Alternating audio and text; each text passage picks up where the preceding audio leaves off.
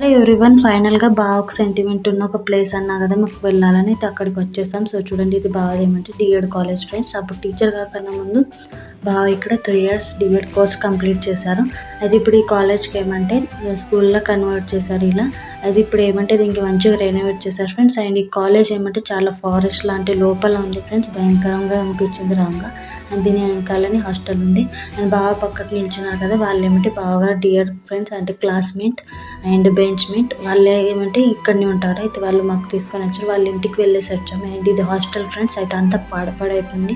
And night అయితే చాలా డేంజర్‌గా అనిపించింది. అయితే విశాఖకు బాగా చూపేయడానికి తెచ్చారు. అంటే నేను అప్పుడు ఇలా 3 ఇయర్స్ నేను ఇక్కడ గడిపానని చెప్పారు.